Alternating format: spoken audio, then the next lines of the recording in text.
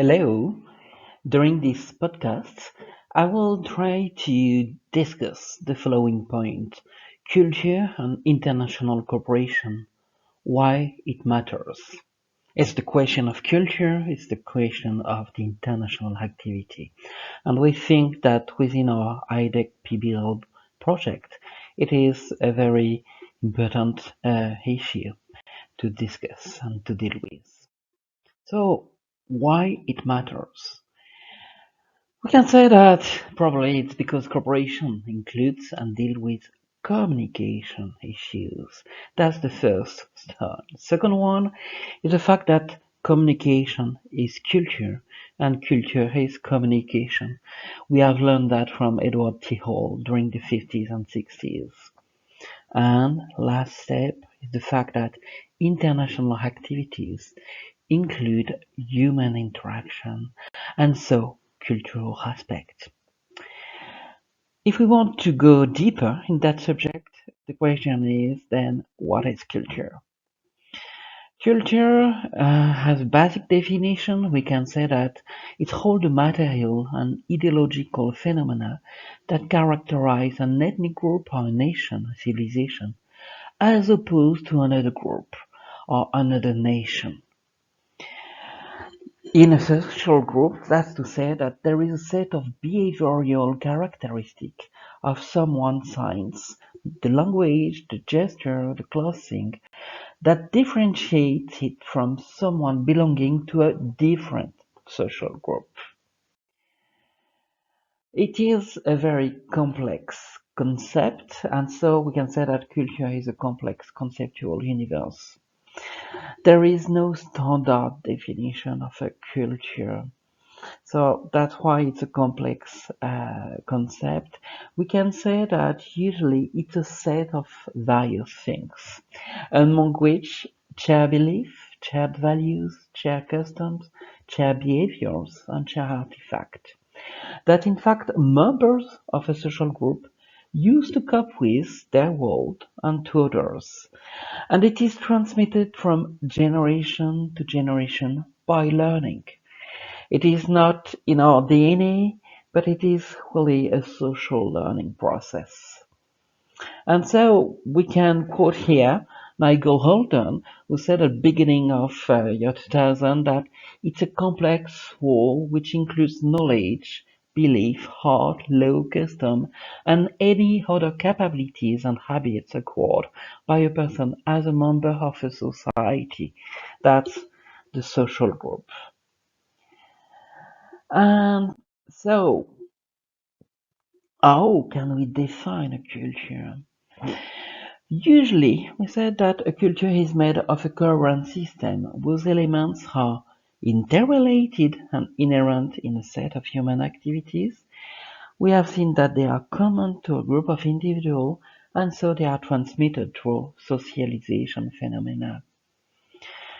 Those different elements, some of them are visible, that's the explicit manifestation of a culture. It's a tangible and concrete element like food, language, or its custom.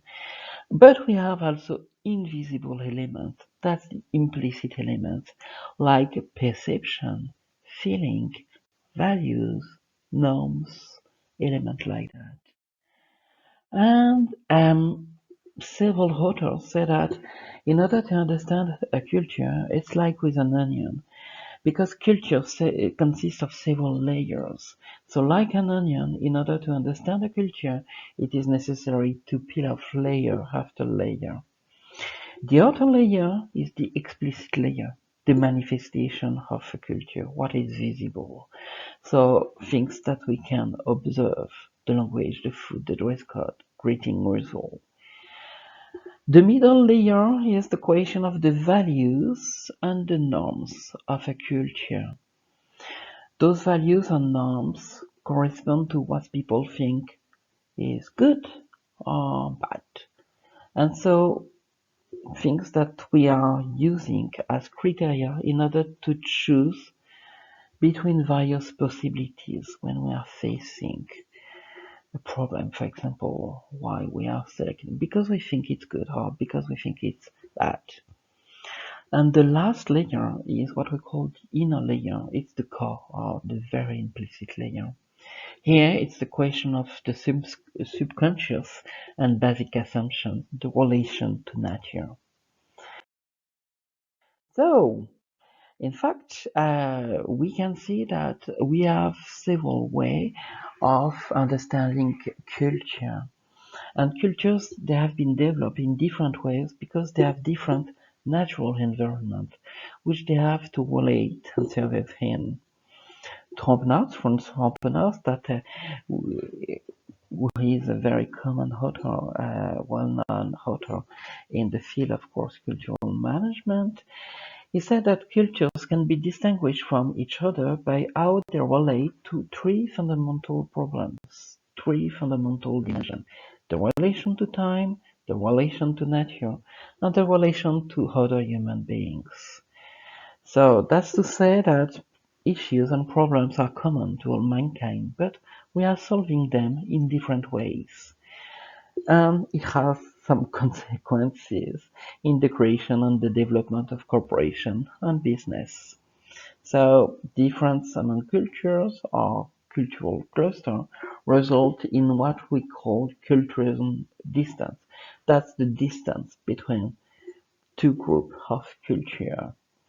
And so it's showing us the differences among national cultures because we are speaking about international cooperation. So we will deal with that question of cultural differences. And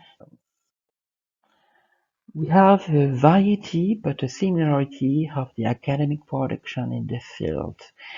Research works related to the analysis of the differences and similarities between national cultures are really numerous. There are qualitative and quantitative methods are using different methods. But if we are going to the fundamentals, we can find Clubdon and Swartbeck, who have said during the 60s they found that national issues can be linked to six fundamental questions. Who are we?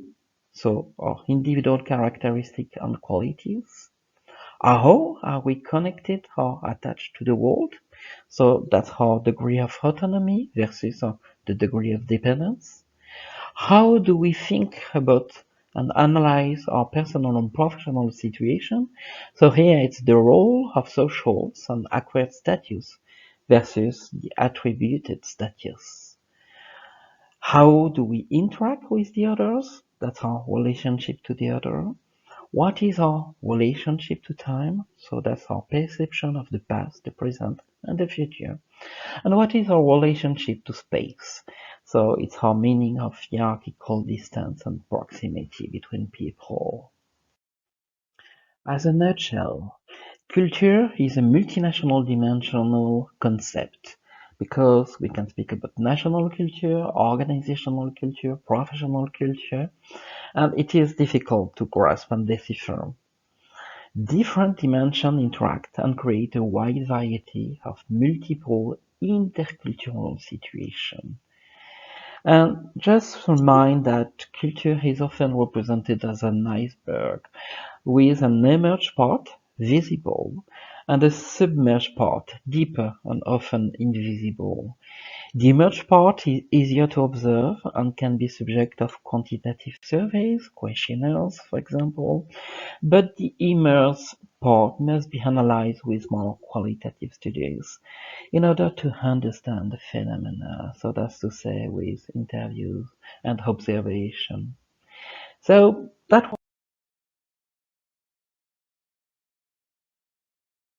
was what I want to say in the first step, dealing with culture and why it matters. It matters in international cooperation for sure because we are facing differentiation and what we call culture distance in such kind of situation. And it's really important to have an analysis of such kind of dimension. You for sure, I put that picture behind me because the answer is not simple but wrong, but the answer is complex and right. So we have to learn from what academic authors have said about culture, and in order to, in fact, bring more light in such kind of complex environments. So it's what we will see in some podcasts to come. So thanks for listening and see you soon.